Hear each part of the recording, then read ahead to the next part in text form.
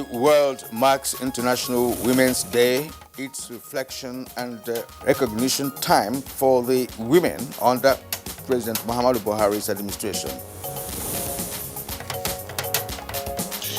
No fire at Aso Villa. Presidency allays citizens' fears.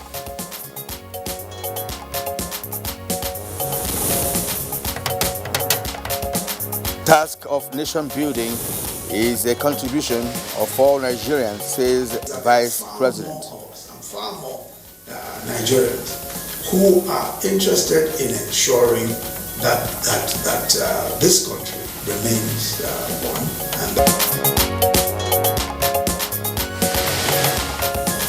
On Good Morning Nigeria today, our focus is on women empowerment and leadership in Nigeria.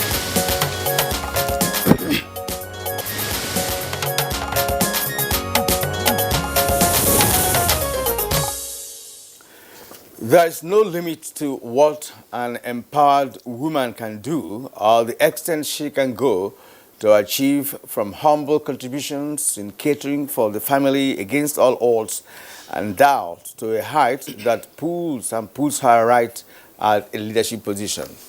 No doubt about that, Kieran. Now, the empowerment question for women touches on a number of ramifications, and those ramifications include the well-being of the family, the community, and ultimately the nation through the productivity of the women folk. Now, these different families and communities and on the national scene have witnessed a leadership rise for women. Their voices have been amplified to close ranks on issues that hitherto exclude their participation and contribution, especially in a very fast-moving world of technological development. There's no question about it that today there's an appreciable number of women who are doing great in various fields, from the business boardrooms to the political arena, and indeed other spheres, both locally and on the global stage. For instance, we have Nigeria's Ngozi Okonjo-Iweala, there's also Abel-Ameh Mohammed and Ibukun Awoshika, who of course are playing different roles.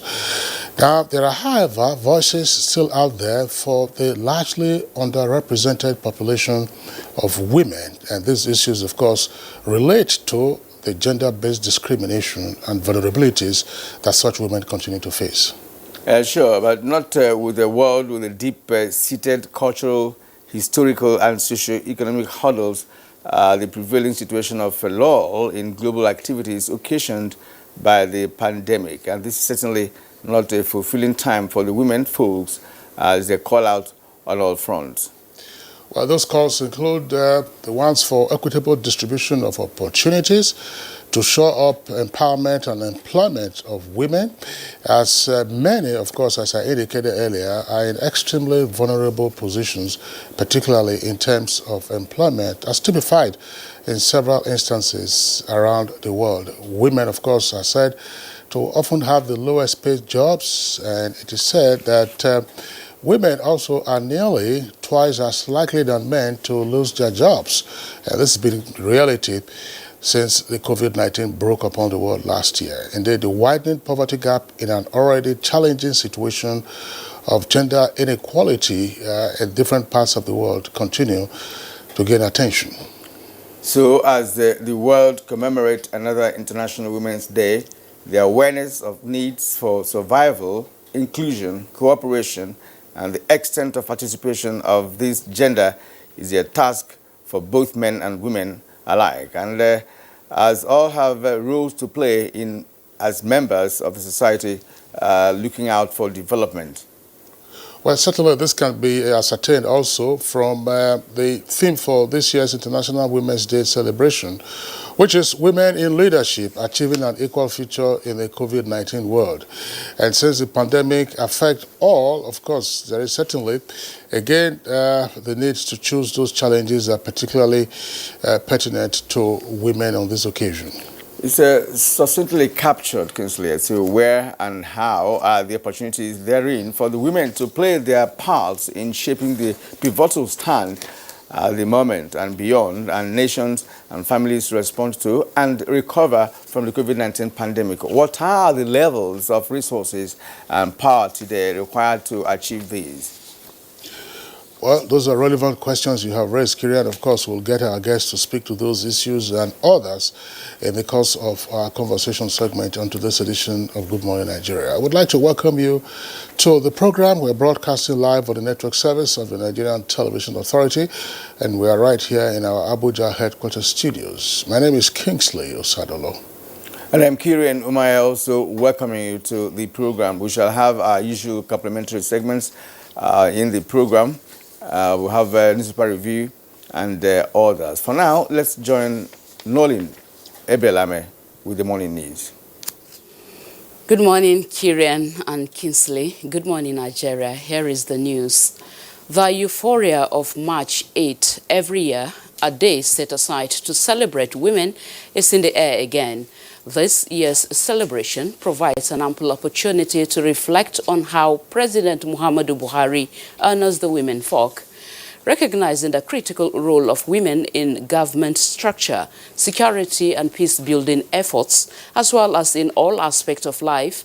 President Muhammadu Buhari, since inception, has given priority to women participation in his government. At the moment, there are 7 ministers holding sensitive ministries and working assiduously towards a socio-economic development of Nigeria. Women remain a galvanizing force and will continue to provide support for the men in all areas of development.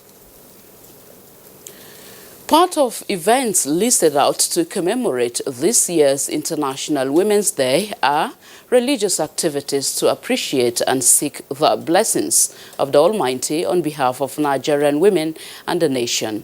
The Minister of Women Affairs, flanked by other women, were at the Holy Trinity Catholic Church, Maitama, to thank God for the journey so far.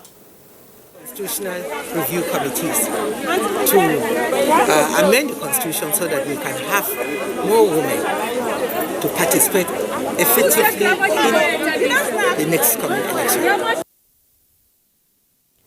The task of building a society desired by all Nigerians is exciting and requires the contribution of all Nigerians, as the challenge for everyone is to build, not to destroy, to add to, not to take away.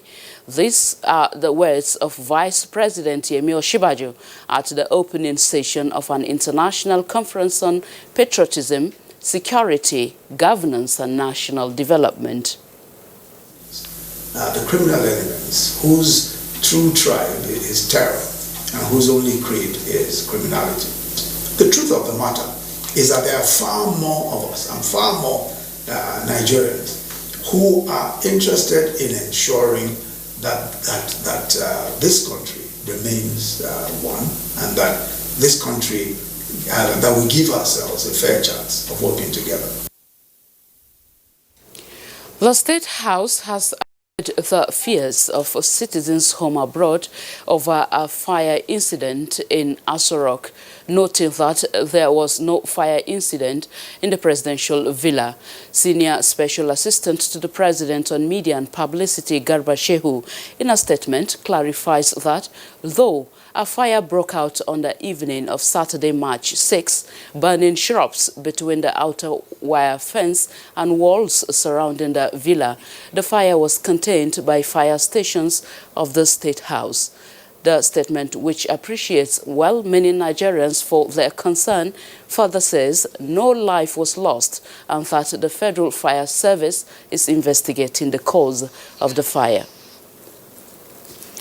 Stakeholders on security matters in the south-south geopolitical zone of the country have aligned with the federal government's desire of establishing community policing. The stakeholders made their position known at a sensitization meeting in Benin aimed at educating the public on community policing. It is the grassroots and the involvement of all to take ownership of the very instrument of safety and security which affects all strata of the society. If you don't strengthen institution, then anything you build is going to crash. There should be recruitment of more policemen. We should not allow it in the hands of our political leaders. The community sits up to work towards the common good. We can minimize the rate of crimes. Coming together, we made them to identify the problem in the society. Away from security to health now, the Nigerian Center for Disease Control, NCDC, has announced 269 new cases of COVID-19 in Nigeria. The latest figures released bring the total number of confirmed cases to 158,506 infections in the country. A breakdown of the new cases from 18 states plus the FCT indicates that Enugu recorded the highest number for the day with 78 new cases, followed by Bauchi with 37 new cases. Others are Rivers with 22, Imo 18, Ogun 16, FCT 15, Akwa Ibom and Kaduna have 13 new cases. Others are Kebbi with 11, Kwara 9, Edo 7, Ekiti 6, Borno and Yobe recorded 5 cases each, with Kano having 4. The day's tally is completed by Nasarawa and Osun states with 3 new cases, while Anambra and Plateau have 2 cases each. With the latest development, 137,875 cases have been successfully treated and discharged, while 1,969 patients have died, unfortunately. That's the morning news. The program continues with Kinsley and Kieran after this break. I am Noleen Abel-Ameh.